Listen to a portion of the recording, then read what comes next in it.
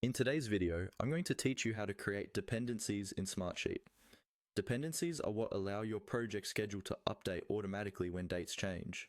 For example, if one task is delayed, any tasks that depend on it can shift as well, helping you keep your timeline accurate without having to manually adjust every row.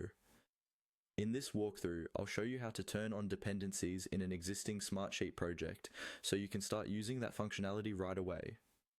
First, open the Smartsheet project where you want to use dependencies. Make sure you're in the grid or Gantt view so you can see your task list and columns like start date, end date, and duration. Once your sheet is open, move your mouse to an empty area in the column header section at the top of the sheet, then right-click. This will open a context menu with several options related to your project configuration. From that menu, look for the option labeled Edit Project Settings and click it. This is where Smartsheet keeps all of the scheduling and dependency controls for the sheet.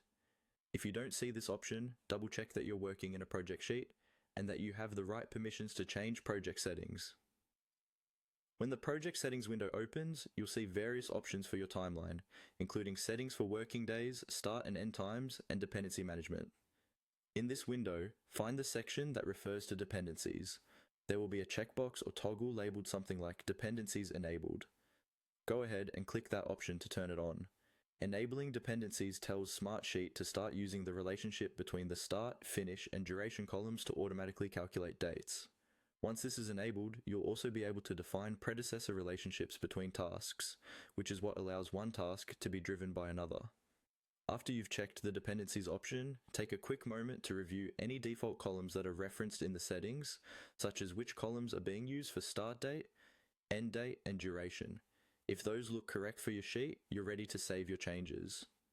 Now, click OK at the bottom of the project settings window.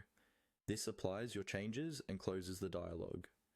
Your sheet now has dependencies enabled, and you can begin linking tasks together using predecessors so your schedule will update automatically as your project evolves.